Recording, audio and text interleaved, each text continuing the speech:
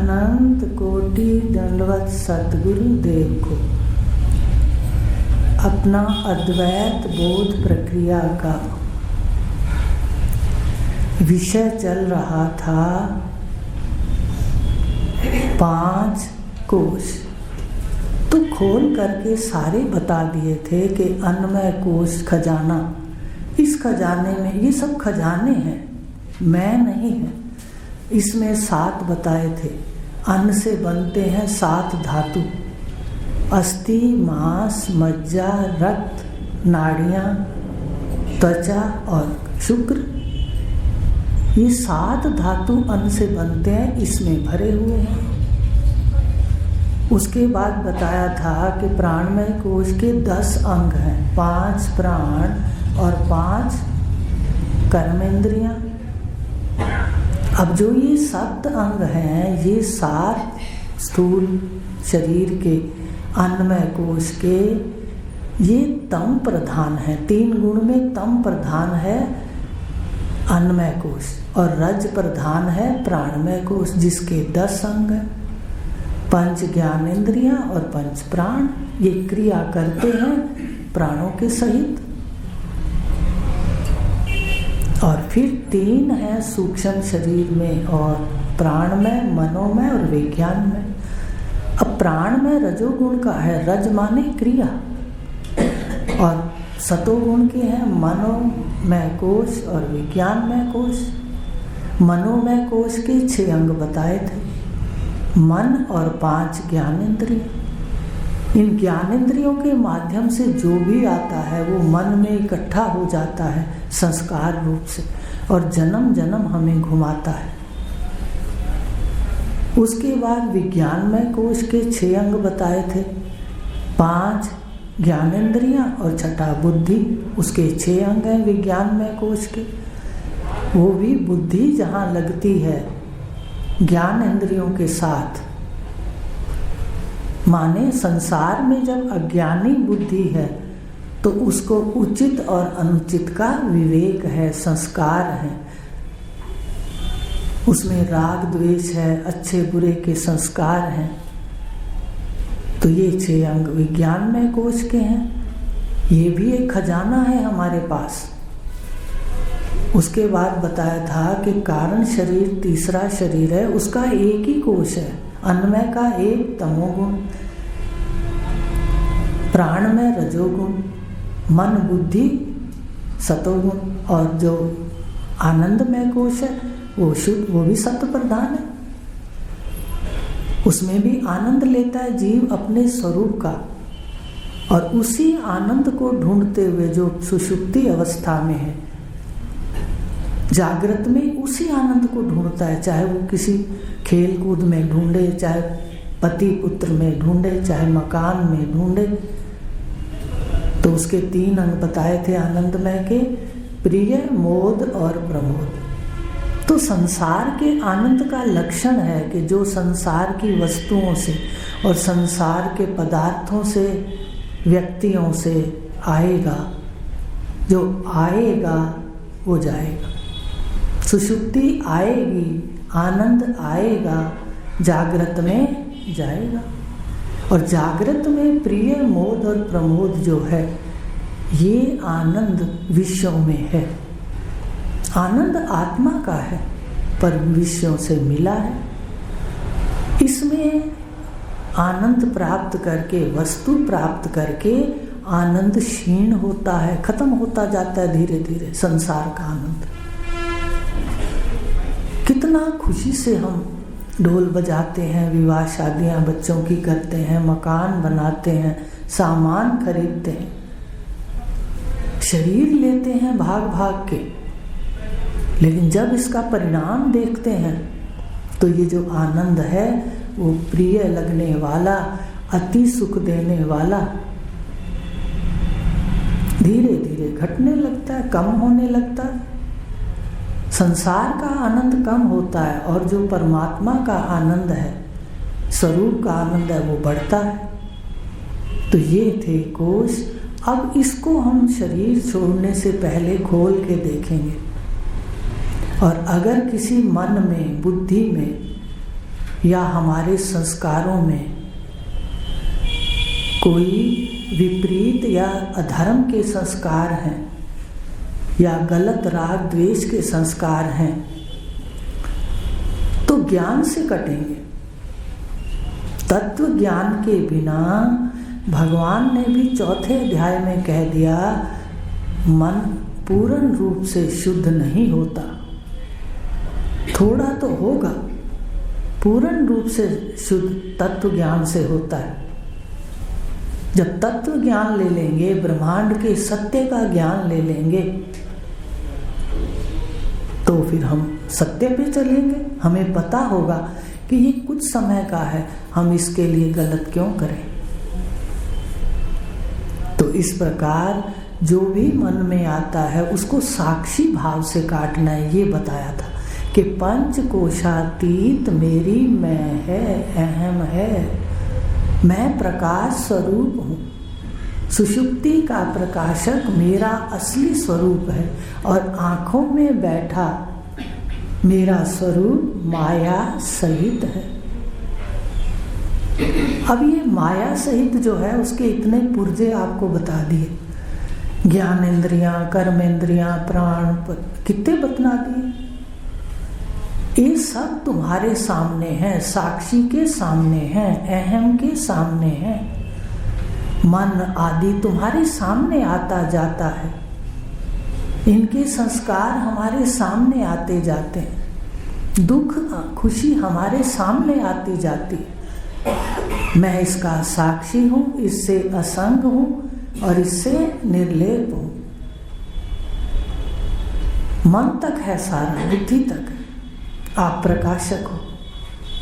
तो इसी प्रकाशक को इसमें जीना है। व्यावहारिक सत्ता में जब हमने ज्ञान ले लिया, इतना समय दे दिया, तो सत्य में जिए। प्रकाशक स्वरूप जो सत्य स्वरूप है, जीना उसमें है और रहना माया में है। ये होते तत्व ज्ञान। ब्रह्म ज्ञानी रहता जगत में है। भगवान ने कहा बाहर से उसका पता ही नहीं चलता, कोई पहचान नहीं सकता, वो अज्ञानियों की तरह रहता, पर जीता स्वरूप में है, आश्रय में है। हर इंद्रियों का इस मैं का आश्रय प्रकाशक है। आपको बहुत बार दिखाया है, बहुतों को दिखता है। वहाँ जीना है और रहना तो माया के अंदर है, यहाँ हमारा लेन देन है, शरीर का पार्ट है। तो अब है कि ये 5 कोशों का साक्षी हूँ, ये मनन करना है बार बार। जो भी खजाना आए, झगड़ा नहीं करना मन से, अपने इस पिंजरे से बाहर खड़ा हो जाना है बस। इधर से ज्ञान सुनना है, इधर से पिंजरे से बाहर रहना है, तो निश्चय हो जाएगा कि यह जितना भी है ये वास्तव में प्रतीति है। इसके दोषों को बार बार खोज मत करें, अपने भी मन के दोषों की बार बार खोज ना करें। वो लकीरें पड़ जाती हैं, पक्की हो जाती हैं। जो हो गया उसको मिटा दें, आगे ज्ञान लें, बस इसका चिंतन करें, इसका मनन करें। तब हम जब अपनी आयु चाहे 100 साल हो, शरीर की आयु बिता करके स्थित होंगे, उस समय ये बातें प्रभाव नहीं डालती। पहले से पक्का हो जाए कि यह है और ये सत्य वास्तव में नहीं है। तो ये था 5 कोश का साक्षी, सदा साक्षी। अब रहना है। पढ़ने का मतलब ये नहीं हमने पढ़ लिया। 3 शरीरों का साक्षी, 5 कोशों का साक्षी, 3 अवस्थाओं का साक्षी, तू साक्षी है बस। अब था इन 3 शरीरों में 5 पंजक हैं।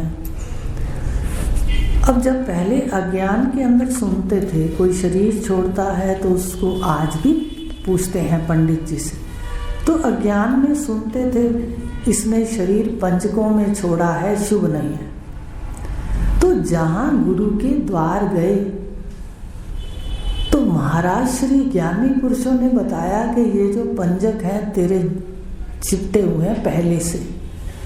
अज्ञानी जीव पंजकों में ही मरता है, मरता भी है पंचकों में, ज्ञानी अमर है, वो तो जितने पुर्जे हैं उसका साक्षी है। वर्तने के लिए पुर्जे हैं, घर के बर्तन हैं। अब बर्तनों को वर्तते हुए क्या हम मैं कहते हैं? तो ऐसा इसमें स्थिति हो जाएगी, पर करनी पड़ेगी मन की स्थिति को अभ्यास कर करके कि तुम शरीर नहीं हो, ये वास्तविक सत्य है। तो कहा 5 पंजक कौन से हैं? 3 शरीरों में, 3 गुणों में अपनी पुस्तक खोल लीजिए। 5 पंचक हैं। पहला अंतःकरण पंचक, दूसरा ज्ञान इंद्रिय पंचक, तीसरा कर्म इंद्रिय पंचक, चौथा प्राण पंचक, 5वां विषय पंचक। तो जो अंतःकरण पंचक है, सबसे पहले जब अंतःकरण खड़ा होता है सुबह, सफुरना कहते, सृष्टि सफुरना हुई, सत्ता में स्फुरना पढ़ा होगा। तो स्फुरना क्या है? स्फुरना माने आकार, आकार प्रकट हुए, आकार होते ही काल प्रकट हो गया। आकार लगता है तभी तो काल लगता है। साधारण भी स्टील की चदरें पड़ी हैं तो एक्सपायरी नहीं लिखी होती, या वही कुकर बना है या कोई पानी साफ करने की मशीन बनी है या कोई फ्रिज है, तो उसकी एक्सपायरी नहीं लिखी जाती चदरों की। लेकिन अगर आकार बनता है, आकार प्रकटता है, तो एक्सपायरी लिखते हैं। ऐसे आकार जब माया से प्रकट हुआ, संस्कारों के कारण, कर्मों के कारण कर्म परिपक्व हुए और स्फुरना हुई, आकार प्रकट हुए। आकार के साथ काल लग गया, काल प्रकट हो गया। तुम अकाल पुरुष हो, तुम काल के भी प्रकाशक हो। तो अब ये जो स्फुरना हुई, सबसे पहले अंतःकरण उठता है। सुबह आप देखा करो, जो प्रक्रिया पढ़ते हो, सुबह चुप बैठ करके, जागरूक हो करके, जागृत नहीं होना, जागरूक होना, रुकना है थोड़ी देर, जागरूक हो करके देखो, अंतःकरण प्रकटता है। और अंतःकरण में एक मैं है और एक पीछे आप प्रकाशक हो। तो ये अंतःकरण के पुर्जे 5 हैं। ये जो मैं फुर्ती है अंतःकरण में, जो ये मैं सुन रही है, मैं इंद्रियों से बोल रही है, एक पीछे देख रही है। 2 मैं से ब्रह्मज्ञानी व्यवहार करता है, अज्ञानी एक मैं ही नहीं देखता। तो 5 जो इस अंतःकरण के पुर्जे हैं, इसमें मैं व्याप्त है। तो इसके पुर्जे हैं अंतःकरण के मन, बुद्धि, चित्त और अहंकार। पहला अंतःकरण, 5 पुर्जे हैं इसके। पहला अंतःकरण माने खाली जगह। खाली जगह होगी तो मन अंदर से उठता है। मन हमें दिखता है तो कोई जगह खाली होती है तो कोई चीज दिखती है। तो पहला अंतःकरण, उस अंतःकरण में मन, बुद्धि, चित्त और अहंकार, ये 5 पुर्जे, ये 5 पंजक है। और ये जीव को चिपट जाते हैं, उठते उठते ही मन चिपट जाता है, बुद्धि, चित्त, अहंकार सब चिपट जाते हैं। और फिर दूसरा पंचक है ज्ञानेंद्रिय पंचक। ज्ञानेंद्रियों में हमारे मुख के ऊपर हैं कान, त्वचा, नासिका, जिह्वा और आंख। कान, त्वचा, नेत्र, रसना, नासिका, ये ज्ञानेंद्रिय पंचक है। पहले अंतःकरण चिपकता है, आप ध्यान से उठते हो तो देखा करो। फिर ये ज्ञानेंद्रियां बाहर आते, ज्ञानेंद्रियां चिपक जाती हैं। ये जो मुख पर हैं 5, ये पंजक है, मुख पर पंजा है, ये जीव को चिपका है। इनके सारे विषय जो है वो सारे चिपकते, तो ये इंद्रियों को ओढ़ लेता है। पहले अंतःकरण के 5 ओढ़ता है, फिर इंद्रियों के 5 ओढ़ता है। और ये दोनों पंचक 10 पुर्जे सतोगुण के हैं। सतोगुण के हैं। सतोगुण का क्या लक्षण है? सतोगुण का लक्षण है ज्ञान, प्रकाश, सुख। तो ये जो 5 हैं, ये अंतःकरण के और 5 ज्ञानेंद्रियां मुख पे, ये 5 पंचक हैं ज्ञानेंद्री और अंतःकरण सतोगुण के। अब रजोगुण के पंचक हैं। रजोगुण का है हाथ, पैर, वाक, उपस्थ और गुदा, ये कर्मेंद्री पंचक है। अब आप क्रम से याद करना, आकाश, वायु, अग्नि, जल और पृथ्वी। आकाश का रजोगुण का पंचक वाक, हाथ, पैर, उपस्थ और गुदा।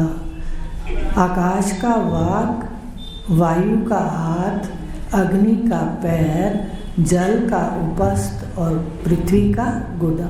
ये 5 कर्मेंद्री कर्म करते हैं। और ये कर्म इंद्रियां जो हैं, ये 5 हमारे शरीर में ये रजोगुण की हैं, इसलिए रजोगुण अंधा है और सतोगुण ज्ञान वाला है। ज्ञानेंद्रियों से ज्ञान होता है, शब्द का, स्पर्श का, रूप का, रस का, गंध का। लेकिन कर्मेंद्रियां ज्ञानेंद्रियों की सेवक हैं, इनसे ज्ञान नहीं होता। ज्ञान सतोगुण से होता है, सत से होता है ज्ञान, रज से होती है क्रिया और तम की आकृतियां। तो रजोगुण का वाक, हाथ, पैर, उपस्थ और गुदा, ये कर्मेंद्री पंचक, ये भी चिपके हुए। इनके संस्कार हमारे अंदर इतने बैठे हुए हैं, मुझे बड़ा आश्चर्य होता है कि देखो कितना तत्वज्ञ पुरुष दिखाते हैं, समझाते हैं, फिर भी हम मान्यताओं में बह जाते हैं। और वो बार बार कहते हैं संशय रहित को ये ज्ञान होगा, संशय रहित को होगा। एकदम सब में सत्ता को देखो, बाकी सब मान्यताएं हैं, मान्यताओं को उतार दो, मोक्ष है। मान्यताओं को ढोड़ के बैठे हैं तो बंधन है, हर किसी से बंधे हैं, बंधन दुख का कारण है, कभी सुखी नहीं होता। पर के अधीन सपने सुख नाही। तो कह दिया जो ये रजोगुण का पंचक है कर्मेंद्री, ये 5 है, ये कर्म करती हैं। ज्ञानेंद्रियां ज्ञान लेती हैं और अंतःकरण इसमें रख लेता है, सबको अंदर रख लेता है, सारे कार्य, सारे संस्कार। तो ये 5 पंचक कर्मेंद्री, ये भी जब जीवात्मा अहम बाहर आता है, वृत्ति आरूढ़ चेतन कहते हैं इसको, वृत्ति पर बाहर आता है, तो ये अहम कर्मेंद्रियों को भी ओढ़ लेता है, ज्ञानेंद्रियों को भी ओढ़ लेता है, अंतःकरण भी ओढ़ लेता है। उसके बाद प्राण पंचक, व्यान, आकाश का व्यान, वायु का समान, अग्नि का उदान, जल का प्राण और पृथ्वी का अपान, ये प्राण पंचक। ये प्राण पंचक भी चिपटे हुए, ये प्राण पंचक भी इसमें इसने अध्यास कर लिया। प्राणों का कठिनाई से आना जाना, ये कहता है मैं औखा हो रहा हूं। तुम दृष्टा हो कि प्राण सही चल रहे हैं या नहीं चल रहे, आप इसके देखने वाले हो। आप अपने अहम में रहो और यह को यह कर दो, बस लाइन लगा दो। जब लाइन लगाओगे तब समझ आएगी कि यह से मैं जिंदा हूं और ये मुर्दा है।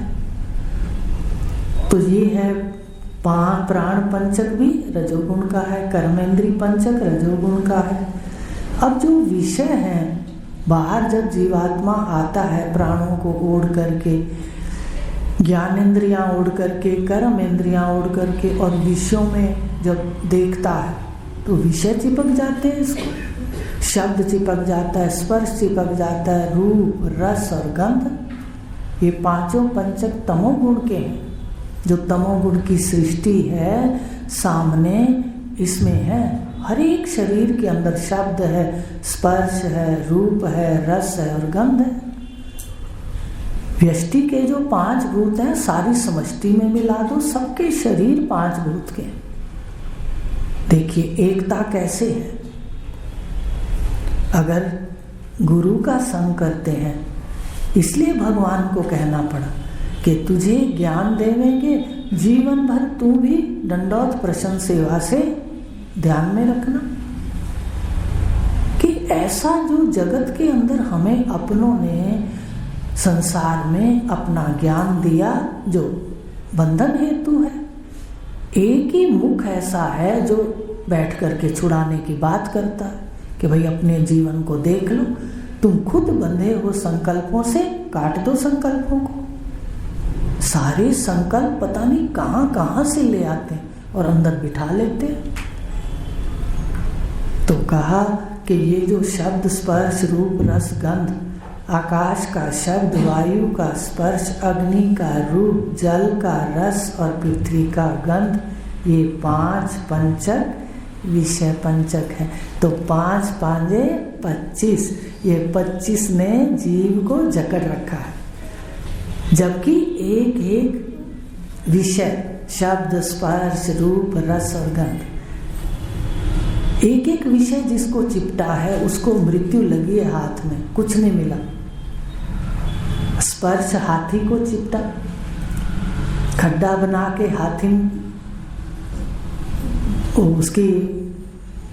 उसका हाथिन का आकार बना के वहां खड़ा कर देते हैं, कपड़ा बिछा के, हाथी फंस जाता है। शब्द में भौरा फंस गया, देखिए स्पर्श में, रस में मछली फंस गई। एक एक जब पंचक का एक एक जो विषय है, अगर वो उसके अंदर एक एक फंसता है तो उसको मृत्यु परिणाम में मिलती है। पर जिसको 5 पंचक लगे हैं और 5 के 25 हैं, तो इसलिए इसको बिल्कुल उतार कर एकदम असंग हो जाओ। एक एक को कभी नहीं उतार सकते, लेकिन अगर हम सारे इस शरीर को उतार कर केवल साक्षी हो जाएंगे। आप सुषुप्ति को याद कर लिया करो, ब्रह्मांड का, पिंड का जो बीज है, बीज में आप रहते हो। कार्य माने शरीर, शरीर का जो बीज है सुषुप्ति में देखो, वहां आप प्रकाशक हो। ऐसे ब्रह्मांड के बीज का जो ब्रह्मांड लय होता है प्रलय में, उसका जो बीज का प्रकाशक है उसको सर्वेश्वर कहते हैं। वो आप ही आप एक दिन एकता से दिखाएंगे कि आपकी अहम है, पर पहले सुन लो, रट लो। तो इस प्रकार 5 पंचक के भी तुम दृष्टा हो, साक्षी हो। अब ये 5 पंचक, 2 सतोगुण के, 2 रजोगुण के और 1 तमोगुण का, और ये 5 पंचक चिपट गए जीव को। अब आपको कुछ नहीं आता, कुछ नहीं करना, पढ़ के सिर्फ ये देखो कि भाई मैं तो सारों का साक्षी हूँ। तो याद भी कर लो, इतने पुर्जे हमारे पास हैं, ये शरीर थैला है, एक एक करके काम करो, फिर रख लिया करो पुर्जा अंदर, अलग खड़े होके। व्यवहार के अंदर अगर हमने अभ्यास ना किया तो संसार का अभ्यास हमारा बहुत तकड़ा है, इसको वो दबा लेगा। इसलिए कहा कि जीवन का रोज पन्ना खुलता है, 12 घंटे हम जागृत में कम से कम रहते हैं, तो तीसरा हिस्सा किताब का लिखने के लिए 4 घंटे में कुछ सुंदर लिख लो। चाहे घर में चिंतन कर लो, घर में गुरु का शब्द कर लो, पर पता होना चाहिए मेरी वृत्ति कहाँ है। तो आज इतना लेंगे, कल आगे लेंगे। ओम शांति शांति।